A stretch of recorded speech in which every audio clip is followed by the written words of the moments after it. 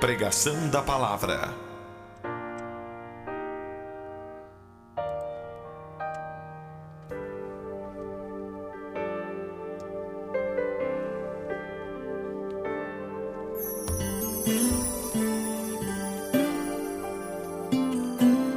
O texto que eu quero compartilhar com os irmãos está localizado no Evangelho de Jesus conforme escreveu Lucas, capítulo 19. Vamos ler apenas um versículo a princípio, que é o versículo 10.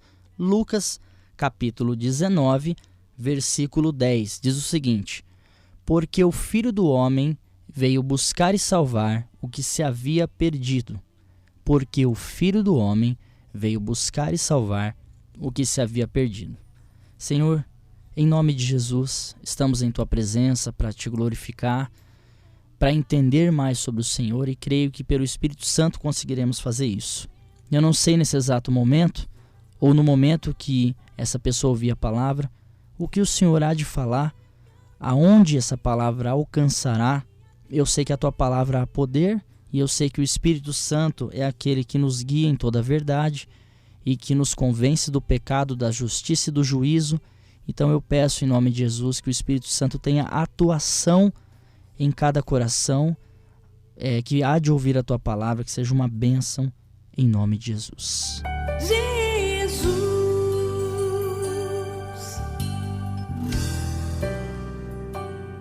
Jesus. Uma pergunta me vem à mente e eu acredito que no desenvolver dessa pregação vocês entenderão. A pergunta é o seguinte: você já se perguntou por que será que Deus te criou? Qual é o propósito de um Deus todo-poderoso, onisciente, onipotente, onipresente, gracioso, soberano, criar um ser humano falho como eu, e não que ele tenha criado falho, de maneira falha, ele criou de maneira perfeita e nós falhamos. Mas o que chama a atenção de Deus ao meu respeito, o que chama a atenção de Deus ao seu respeito? Por que em algum momento, na eternidade, na sua imensa sabedoria, Ele falou: façamos o homem a nossa imagem e semelhança? O que levou Deus a fazer isso? Claro que isso é uma pergunta muito ousada e provavelmente difícil de responder, e ainda que eu dê aqui a minha humilde opinião, eu posso estar errado completamente, porque de fato quem pode sondar a mente do Senhor, quem foi o conselheiro do Senhor, conforme a Bíblia diz, não é verdade? Mas eu me pergunto, qual é o motivo, qual a motivação de Deus em nos criar? Bom, irmão, primeiramente Ele não precisa nos dar respostas. Não, Ele responde aquilo que lhe aprouver, Ele é soberano, Ele é grandioso. Mas eu passo, ao ler a Bíblia, a entender que o único porquê que eu encontro de Deus criar um ser como nós, porque de verdade, o que podemos oferecer a Deus? O que podemos fazer para o Senhor que Ele fala: nossa, me surpreendeu o que você fez? O quê? Sendo que Ele sabe de todas as coisas. A Bíblia diz que ainda a palavra não veio em nossa boca e Ele já conhecia. A Bíblia diz que o Cordeiro, que é Jesus, foi preparado antes da fundação do mundo. Então Deus está fora do tempo, Ele é todo poderoso, sabe de tudo. Sabe desse momento, sabe do momento que você está vivendo. O que podemos fazer para surpreender o Senhor? Nada.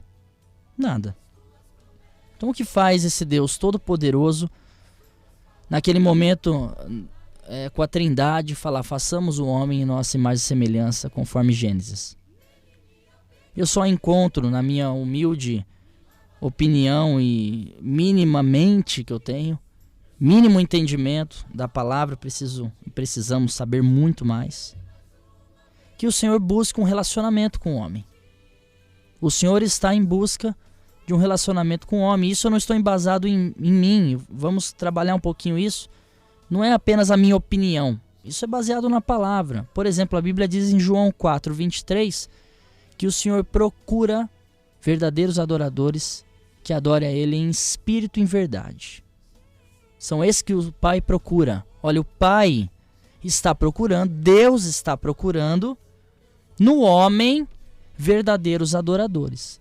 Vamos tentar dar uma passada pela história da Bíblia. Claro que não dá para falar sobre tudo, mas vamos tentar entender algumas nuances da palavra do Senhor, algumas coisas que o Senhor nos fala de Gênesis a Apocalipse, para a gente entender Deus buscando o homem. Como dissemos aqui no texto principal, Lucas 19:10, porque o Filho do Homem veio buscar e resgatar o que se havia perdido. Então nós vemos pela história o nosso Deus buscando o homem, habitando com o homem de alguma maneira, buscando relacionamento, buscando estar perto. Como pode um Deus todo-poderoso buscar o homem? É muita honra, é muito amor, é muito carinho, é muita graça. Pois é, nós analisamos, por exemplo, em Gênesis 3, após a queda do homem, que Deus, não o homem, Deus desce no Éden, na viração do dia, isso é Gênesis 3, e Adão e Eva já tinham feito o pecado, já tinham cometido o erro de comer do fruto proibido por Deus, já estavam em pecado, porque estavam nus, perceberam a vergonha de estar nu e se vestiram. E naquele momento de vergonha eles se esconderam. O que Deus fez em Gênesis 3, no início da história da criação do homem? Adão, aonde você está? Então está aí Deus, no começo de Gênesis, vindo na viração do dia, buscando um relacionamento com o homem. Claro que já sabia que o homem havia pecado, mas ele pergunta, Adão, onde você está? E ali se desenrola toda a história, apesar das punições que a humanidade sofreu pelo próprio pecado. Não foi porque Deus quis, foi pelo próprio pecado. Deus também traz soluções, né? Trazendo uma roupa certa para o Adão e para Eva, dando ali a promessa de que viria um que pisaria na cabeça da serpente, e esse é Jesus Cristo, nosso Salvador. Deus é maravilhoso, ainda que nós falhemos, se nos arrependermos, existe solução, e a solução é Jesus Cristo. Aleluia por isso. Então Deus busca esse relacionamento no Éden. Nós passamos, por exemplo, ali pelo livro de Êxodo. Se você estudar do capítulo 25 ao 40, aproximadamente, Deus manda Moisés construir algo chamado tabernáculo, que é como uma tenda. Tabernáculo significa isso, tá bom? No hebraico mishran, que vem de tenda, de habitação. E nessa tenda Deus então habitaria naquela tenda.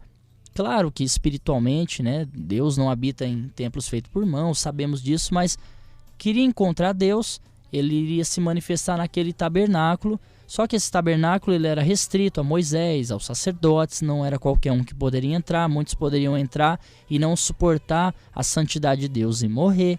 Então Deus, ele, após o pecado do homem, ele busca relacionamento, continua procurando o homem, e em Êxodo se constrói essa habitação, esse tabernáculo, essa tenda onde Deus procura o homem, e por diversas vezes Deus fala com o homem, usa profetas, usa sacerdotes, usa Moisés, Josué e por aí vai no tabernáculo. Mais para frente, pulando um pouquinho da história, existe um rei chamado Salomão, filho de Davi, na época dos reis, que constrói, através da direção do próprio Deus, constrói um templo para que o Senhor Deus ouvisse as orações naquele lugar e habitasse também naquele lugar. Claro que Deus, repito, ele mesmo diz, o que vocês vão construir uma casa para mim? Você acha que eu vou conseguir habitar numa casa? Então não entenda isso como algo físico, e sim Deus presente entre os homens de alguma maneira. E na época do templo, isso está no 2 Crônicas, por exemplo, capítulo 7, vamos enfatizar o versículo 15 e 16, quando esse templo é terminado por Salomão, Deus diz o seguinte, agora, então terminou o templo, agora estarão abertos os meus olhos e atentos os meus ouvidos à oração neste lugar. Então Deus falou, não é mais necessariamente um tabernáculo que é móvel, como era lá em Êxodo com Moisés. Agora é um lugar fixo, agora tem um endereço fixo. E esse endereço fixo é Jerusalém, é o templo a qual Salomão, filho de Davi, construiu. E se o meu povo que me chama pelo meu nome se humilhar e orar, e aí ele vai recitando o próprio Deus, dizendo que os meus olhos, meus ouvidos estarão atentos à oração feita neste lugar. Perceba Deus num lugar chamado templo, falando com pessoas, usando sacerdotes, usando profetas, ali havia sacrifícios, enfim, Deus habitava, e pessoas de todo o mundo que cria em Deus ia ao templo de Jerusalém a adorar o Senhor. Então ali está Deus de uma maneira um pouco mais aberta, buscando resgatar o homem perdido mais uma vez. E nós entendemos que o templo era uma figura do que havia de vir. Existiam imperfeições não da parte de Deus, mas da parte do homem, que usava o templo para negócios, que ia no templo não porque queria Jesus, aliás, porque queria a presença de Deus, mas ia no templo por algum interesse secundário ou meramente por religião. A religião, então, passa a ser instituída de uma maneira mais forte, o judaísmo um pouco mais intenso na época do templo, e nós entendemos uma frieza do homem, né? Nós entendemos um homem distante, mesmo com o templo, algumas profanações feitas no templo. Nós entendemos alguns reis que foram perversos e fizeram maldades dentro do templo, por exemplo, o rei Manassés. Temos várias histórias, você pode verificar primeiro e segundo livro dos reis e entenderá um pouquinho mais sobre isso. Na Nova Aliança, no Evangelho de João, essa intensidade da busca de Deus em relação ao homem se torna ainda mais próxima. Perceba que Deus ele vai se aproximando de alguma maneira. O seu plano é perfeito, então ele vai buscando o homem de uma maneira mais aproximada. Já não é mais um tabernáculo no deserto móvel que alguns podem entrar. Já não é mais o templo em que todos podem entrar, mas nem todos podem ir além do véu. Já não é. O que acontece é que Deus passa a habitar no homem fisicamente. Não é mais espiritualmente como era no tabernáculo, não era mais espiritualmente como era no templo. A habitação de Deus, a busca de Deus pelo homem vem fisicamente. Como isso, pastor? O Evangelho de João, capítulo 1, versículo 14, responde isso. Porque diz assim: e o Verbo, que é Jesus, se fez carne e habitou entre nós. E o Verbo, isso é João capítulo 1, versículo 14. Jesus é o Verbo. O Verbo estava com Deus e o Verbo era Deus. Então Jesus é Deus. Esse Deus habita com o homem, nasce através de Maria, habita com o homem fisicamente. E o Verbo se fez carne e habitou. Esse verbo habitou do grego vem de skeno, que significa o quê? Tabernáculo. Significa o quê? Habitação. Perceba como Deus é perfeito em sua palavra. Então no Evangelho de João, o Verbo, que é Jesus, se fez carne e tabernaculou, ou melhor, habitou entre nós. Então nós percebemos a presença de Deus fisicamente por Jesus Cristo. É por isso que o próprio Jesus fala que o Filho do Homem veio para buscar e resgatar o que se havia perdido. Então nós percebemos uma busca de Deus pelo homem, e dessa vez essa busca é perfeita através de Jesus Cristo, porque não depende mais do homem buscar uma salvação pessoal. Nunca dependeu, mas na lei ela não estava aperfeiçoada, seria aperfeiçoada em Jesus Cristo. A perfeição da lei, o fim da lei é Cristo. Então através de Jesus tudo se torna perfeito. Quando ele vem, habita entre nós, deixa os seus ensinamentos e principalmente morre e ressuscita, ele leva todo o nosso pecado sobre ele. Então nós percebemos, isso é muito lindo, irmão. Perceba a profundidade. Se você puder, grave essa pregação, escute com mais calma, porque o nosso tempo é curto. Escute com calma e entenda que o próprio Deus habitou entre nós através de Jesus Cristo. Aleluia. Queria ver Deus, naquela época era possível. Era só olhar para Jesus Cristo. Queria conversar com Deus? Conversasse com Jesus Cristo. Nós tivemos os apóstolos que conversaram com Deus. Nicodemos conversou com Deus. Infelizmente, fariseus cegos conversaram com Deus e não se perceberam. Jesus é o próprio Deus. E ele estava ali fisicamente entre os homens. Mas o ministério físico de Jesus, terreno de Jesus, duraria de 3 a 3 anos e meio, mais ou menos.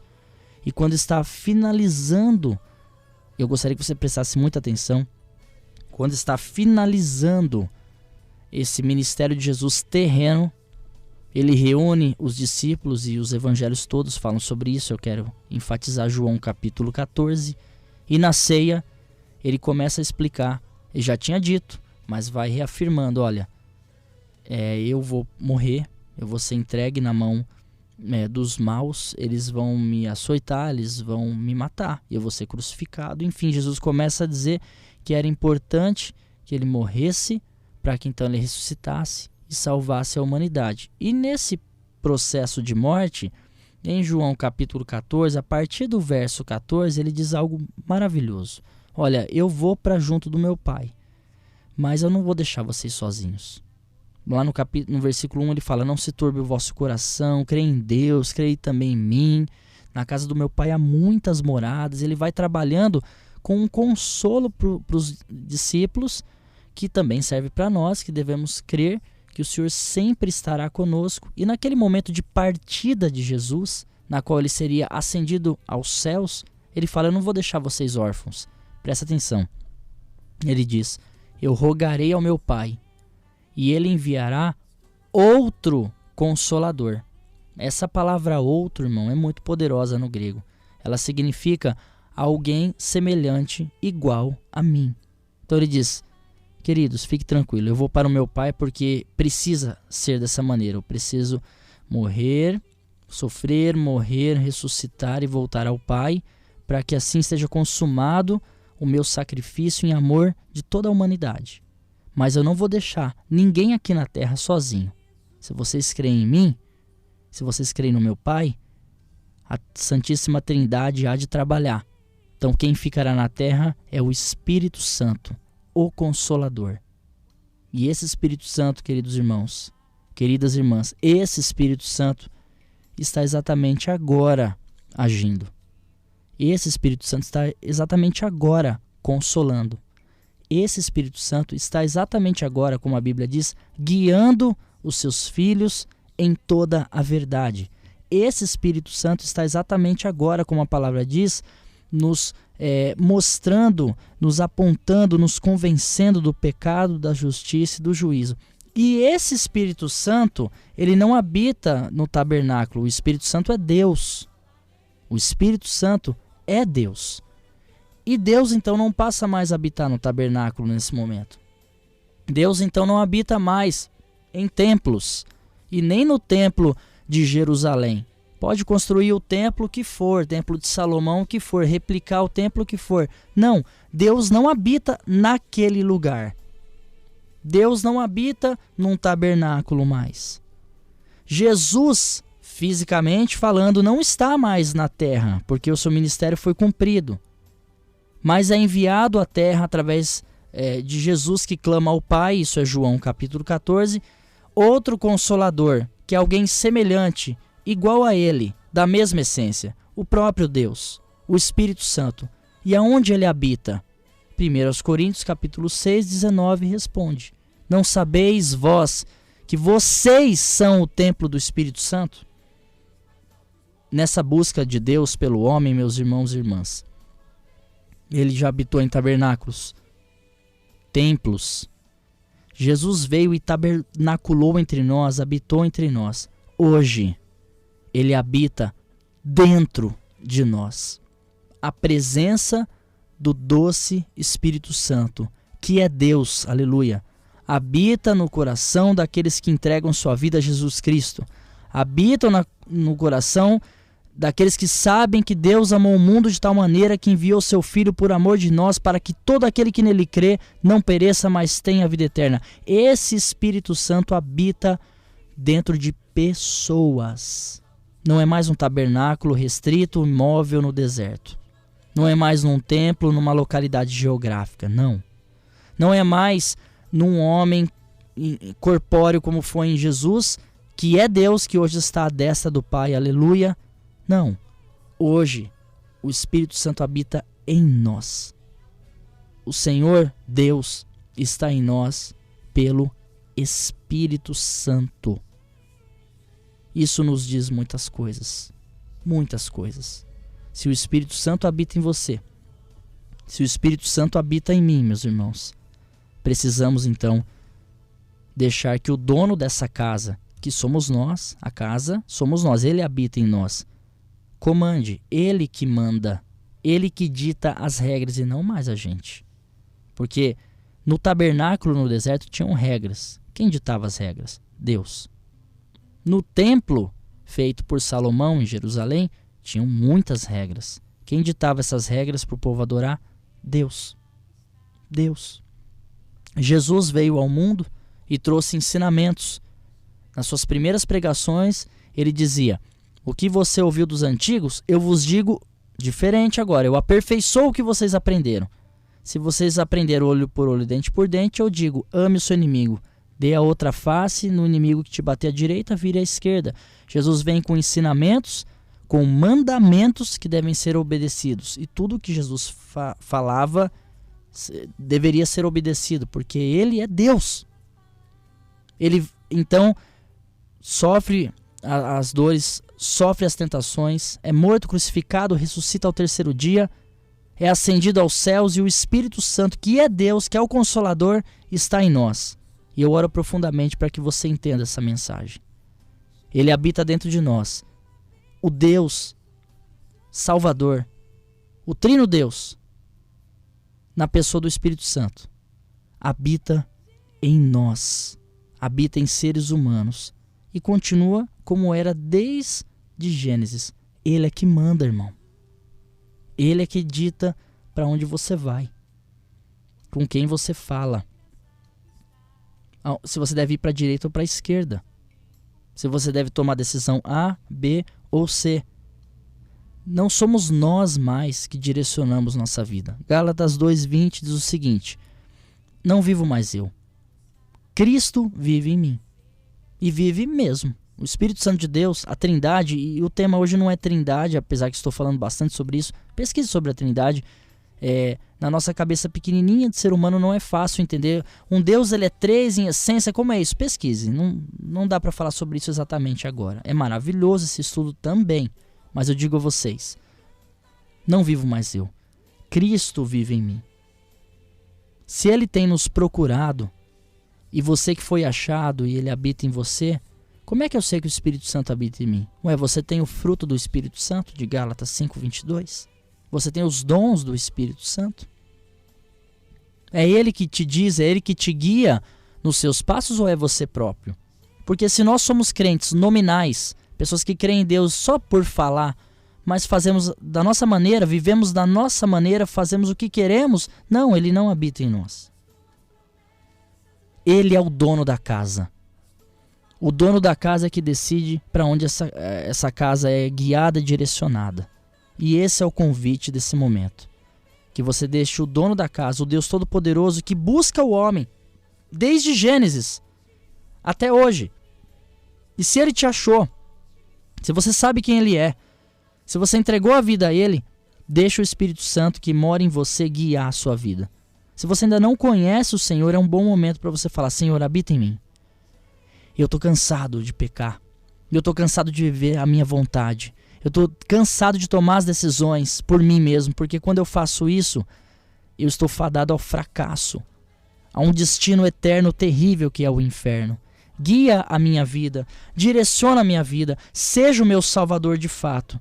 E se você fizer isso, meus irmãos e irmãs, se o Espírito Santo de fato habitar em você, se o dono da casa, aquele que te procura, que mora em você, que você hoje é o templo do Espírito Santo, se isso acontecer com você, acontecerá em breve. A melhor maravilha que existe. Aqui em terra eu te digo, não tem melhor coisa do que viver sendo guiado pelo Espírito Santo. É maravilhoso aqui em terra, mas haverá um grande dia. Isso Apocalipse 21:3 diz. Apocalipse capítulo 21, versículo 3. E ouvi uma grande voz do céu que dizia: eis o tabernáculo entre Deus e os homens, pois com eles habitará, e eles serão o seu povo. E o mesmo Deus está com eles, e será o seu Deus. E Deus enxugará dos seus olhos todas as lágrimas. Você que hoje é o templo do Espírito Santo, você que ainda não é, mas quer, como é que eu faço para ser o templo do Espírito Santo? Se entregue a Jesus Cristo. Procure uma igreja, procure um local, aceita Jesus. Desça as águas do batismo. E o Espírito Santo há de te encontrar. Como sempre, Deus sempre nos procura. Ele sempre nos acha. Ele veio buscar resgatar a gente. Se você seguir uma vida guiada pelo Espírito Santo, vai haver um dia, conforme Apocalipse 21:3, que diz: eis a habitação entre Deus e os homens. Esse Deus não habitará mais em tabernáculo. Já não habita mais. Nem no templo, já não habita mais. Jesus Cristo, que é o próprio Deus, cumpriu seu ministério terreno e hoje está à destra do Pai. E o Espírito Santo que hoje mora dentro de nós e habita, vai haverá um dia em que nós iremos aonde Ele está. Nós iremos aonde Deus está. Não mais Ele virá à terra de várias maneiras como aprendemos hoje. Não, nós estaremos com Ele para sempre, conforme Apocalipse 21:3. Eis o tabernáculo de Deus com os homens, pois com eles habitará, eles serão o seu povo. E o mesmo Deus está com eles. Vemos Deus em nossa presença. E um dia estaremos com Ele. Siga firme. Não desista de caminhar com o Senhor. Guarda-nos, Senhor. Que essa palavra queime em nosso coração, para de fato te adorarmos para sempre. Um dia estaremos num lugar onde não haverá mais lágrima, nem dor, nem sofrimento. Enquanto esse dia não chega, guia-nos pelo Espírito Santo que habita em nós. Nós te damos todo o espaço, toda a liberdade, governa a nossa vida, porque Tu és fiel. Em nome de Jesus. Sinto teu abraço, teu carinho, Tu és fiel e não há razão pra duvidar do teu coração. Sinto tuas mãos sobre mim, sinto o amor e posso ouvir tuas palavras e tua voz.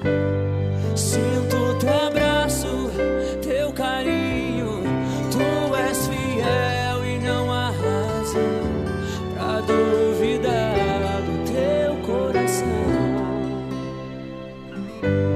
Sinto tuas mãos sobre mim, sinto o amor e posso ouvir tuas palavras e tua voz. Tu és fiel,